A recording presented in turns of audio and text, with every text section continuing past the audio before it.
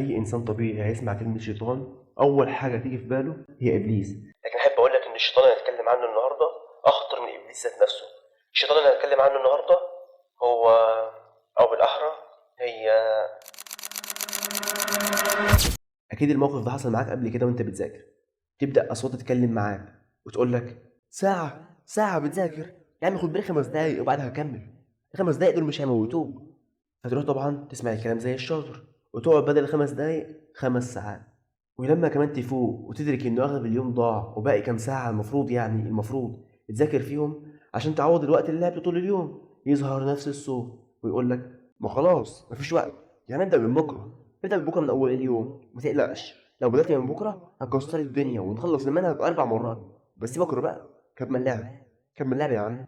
انت تعرف ان الأصوات دي غالبا بتكون داخلية مش خارجية، بمعنى انه نفسك هي اللي بتوسوس لك، بتقعد تديك حجج واعذار عشان ما تذاكرش وتسوي المهام اللي عليك النهارده لبكره. والدليل انه نفسك هي اللي بتوسوس لك مش الشيطان، ان الشيطان اخره يزين لك المعصيه او الحاجه اللي هتضرك عموما، بس لو استعذت بالله من الشيطان روايته وقصته خلصت. اما نفسك هتقعد تديك حجج وتحاول كمان تقنعك، فمحاربتها صعبه جدا عكس الشيطان.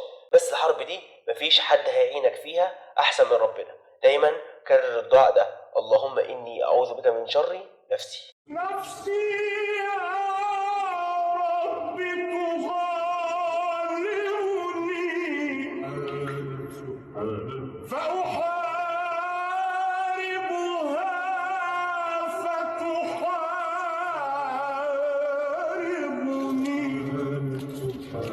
أخشى أن أهن فتغلبني، لولا رحمتك تقربني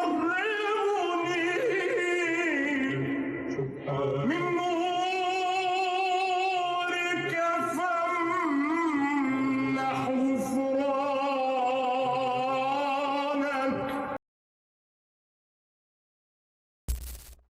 لو حابب تسيطر على نفسك لازم تعرف ان السيطرة عليها مش بتيجي من يوم وليلة. السيطرة على النفس بتيجي بعد تدريب وإرادة، وهقول لك على حاجات تساعدك في السيطرة على نفسك في أسرع وقت ممكن. قبل ما تعمل أي حاجة في يومك اسأل نفسك السؤال ده: هل أنا رايح أعمل كده علشان ده مهم ومفيد بالنسبة لي، ولا بعمل كده عشان ضعفتي قدام نفسي مش أكتر؟ بص، محدش يقدر يسيطر على نفسه بالكامل من مرة واحدة، خدها واحدة واحدة لحد ما تعرف تتمكن منها. يعني مثلا لو بتذاكر ساعة أو حتى مش بتذاكر خالص، ما تقوليش بكرة أذاكر 12 ساعة، صدقني مش هتقدر. ولو قدرت هو يوم هتذاكره وتنام عليه أسبوع لقدام. فواحدة واحدة على نفسك وغيرها بالتدريج. لو أنت بتماطل وتصوف في حاجة معينة قولي نفسك أنا هعملها 5 دقايق بس، هتلاقي نفسك في الأغلب هتكمل، وأنت بس كان عندك خوف من البداية مش أكتر.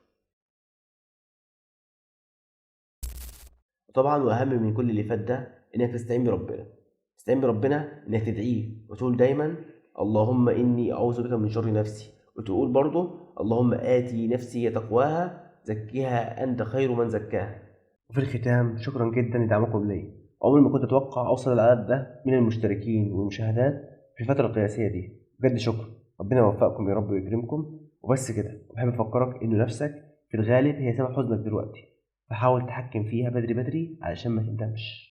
المرء لا تشقيه إلا نفسه، حاشاها الحياة أن تشقيه، ويظن أن عدوه في غيره، وعدوه يمسيه ويضحك فيه.